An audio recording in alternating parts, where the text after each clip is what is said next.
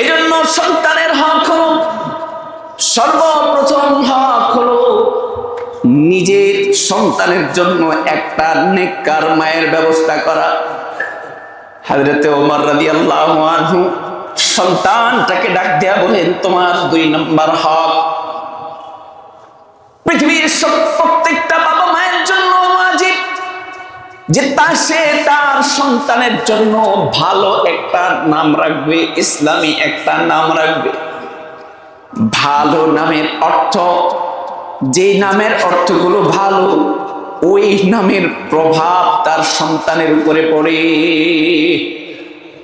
যদি খারাপ নাম হয়, অর্থ যদি খারাপ হয়, অর্থ যদি বিভিন্ন ধরনের খারাপ অর্থের দিকে ইঙ্গিত বহন করে, তাইলে ওই নাম সন্তানকে যত বেশি উচ্চারণ করবে, যত বেশি ডাকবে, ওই নামের প্রভাব তার সন্তানের উপরে পড়বে।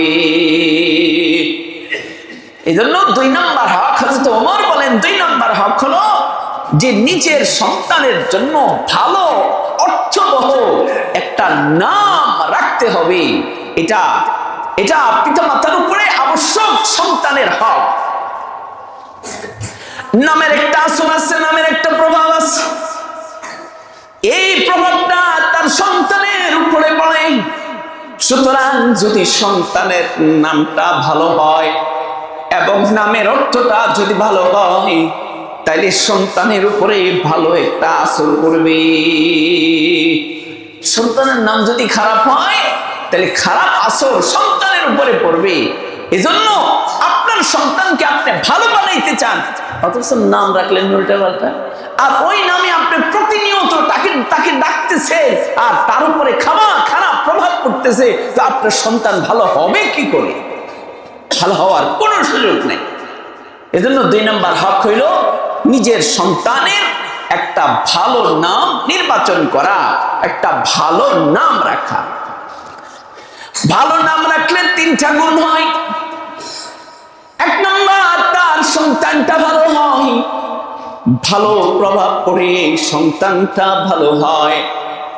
2 নম্বর, এই সন্তান যখন কোন আল্লাহর সিফতি নামের সাথে সন্তানের নামটা মিলে যাবে, ওইখানে যদি আল্লাহর নামটাও যদি অ্যাড হয়ে যায়, তাইলে ওই নাম ডাকার পরিবর্তে আল্লাহ তাআলা প্রত্যেকটা ডাকের বিনিময়ে জিকিরের সওয়াব দিয়ে দিবেন।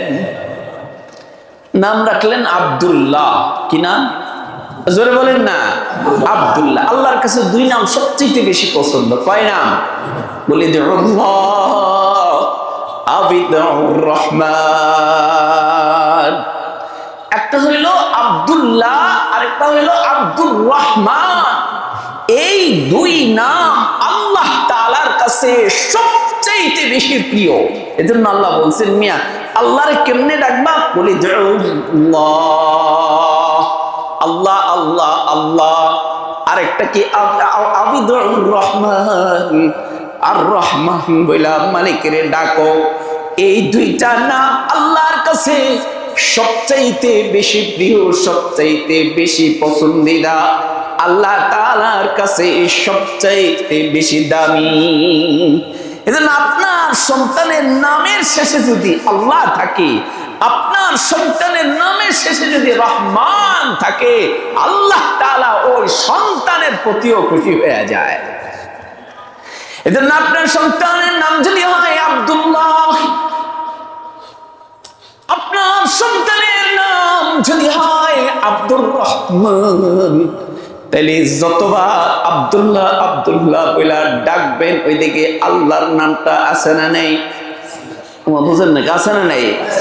আপনার সন্তানের নাম যদি হয় আব্দুর রহমান, আপনি দিনে যতবার আব্দুর রহমান আব্দুর রহমান আব্দুর রহমান বইলা নাম ডাকেন, তাইলে ওই মালিকের নাম রহমানের জিকির হয় কি হয় না?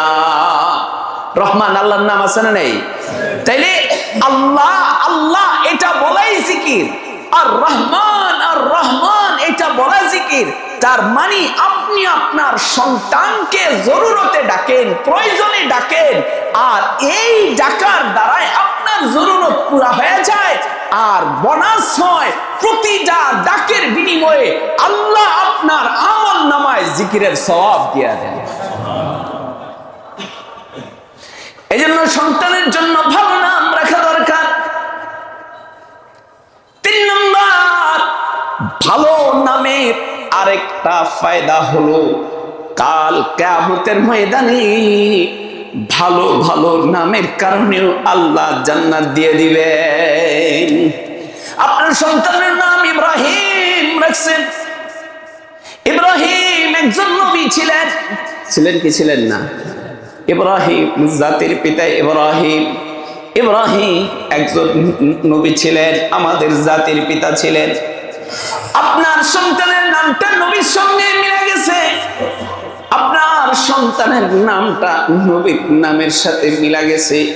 কাল কিয়ামতের ময়দানে আল্লাহ তাআলা ইব্রাহিমকে ডাক দিবেন, ইব্রাহিম যাও, তোমার আমল দিকে দেখবো না, তোমার নামটা আমার হাবিবের, আমার খলিলের নামের সাথে অ্যাডজাস্ট হওয়ার কারণে, একরকম হওয়ার কারণে আমি আমার খলিলুল্লাহর বদৌলতে, ইজ্জতের বদৌলতে তোমাকেও আমি জান্নাত দিয়ে দিলাম। কাল কিয়ামতের ময়দানে নামের কারণেও আল্লাহ তাআলা জান্নাত দিয়ে দিবেন। আর যদি নিজের সন্তানের নামটা যদি খারাপ হয়, অর্থটা যদি খারাপ হয়, তাহলে এই খারাপ অর্থের প্রভাবটা সন্তানের উপরে পড়বে। হযরত থানভী রাহমাতুল্লাহি আলাইহি কিতাবের মধ্যে লিখেন যে আমার কাছে একটা সন্তান নিয়ে এসে তার বাবা অভিযোগ করে, হুজুর আমার সন্তানটার একটু দোয়া করে দেন। কি হয়েছে? বলে আমার সন্তানটা সব সময় অসুস্থ থাকে, বিমার আমারে গ্রেফতার থাকে, আপনি একটু দোয়া করে দেখেন যেন আমার সন্তানটা সুস্থ থাকে। থানভী রহমতুল্লাহ জিজ্ঞেস করেন, কি নাম রাখছো? হুজুর আমার সন্তানের নাম রাখছি কালিম। কালিম, কালিম মানে ক্ষত বিক্ষত হওয়া, মানে দুর্বল হওয়া। তাহলে বলেন তো ক্ষত বিক্ষত হওয়া এটা ভালো জিনিস না খারাপ জিনিস? খারাপ জিনিস। হযরত থানভী রহমতুল্লাহ আলাইহি বললেন, মিয়া তুমি তোমার সন্তান অসুস্থ থাকে আমার কাছে দোয়া চাইতেছো সুস্থ থাকার জন্য, তো তুমি তো তোমার সন্তানকে অসুস্থ করে রাখছো। হুজুর কেমনে আমি অসুস্থ করলাম? তোমার সন্তানের নাম হইল কালিম, আর কালিম মানে ক্ষত বিক্ষত অসুস্থ। তাহলে এরে তুমি প্রত্যেকবার যখন বলো ওই অসুস্থ, ওই অসুস্থ, ওই অসুস্থ, তোমার সন্তান সুস্থ থাকবে কি করে?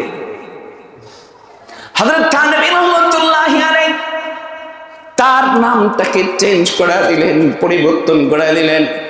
যাও তোমার সন্তানের নাম আজকে থেকে হয়ে গেল সালিম। সালিম মানে সুস্থ। সালিম মানে কি? আরে জোরে বলেন না, সালিম মানে কি? আর কালিম মানে কি? অসুস্থ। সালিম মানে সুস্থ। এবার কয়েকদিন পরে আবার সন্তানটা নিয়ে থানভী রাহমাতুল্লাহ আলাইহির কাছে নিয়ে আসছেন। আশা বলতেছে, হুজুর আপনি যে দোয়া করছেন, আপনার দোয়ার বদৌলতে আল্লাহ তাআলা আমার সন্তানটারে সুস্থ করে দিছেন। দেখছেন নামের একটা আসর আছে, নামের একটা প্রভাব আছে। এই যে কালিম কালিম বলে ডাকছে, যার কারণে সন্তান অসুস্থ হয়ে গেছে, যখন সালিম সালিম সুস্থ সুস্থ করে ডাকলো, তো আল্লাহ তাআলা এই আসরের বদৌলতে তার সন্তানটাকে সুস্থ করে দিছে। এবার বুঝেন, আপনি আপনার সন্তান যখন খারাপ একটা নাম রাখবেন, তাহলে আপনার সন্তানের উপরে তো একটা খারাপ প্রভাব পড়া এটাই স্বাভাবিক। আর যখন ভালো নাম রাখবেন তখন ভালো প্রভাব পড়া এটাই স্বাভাবিক।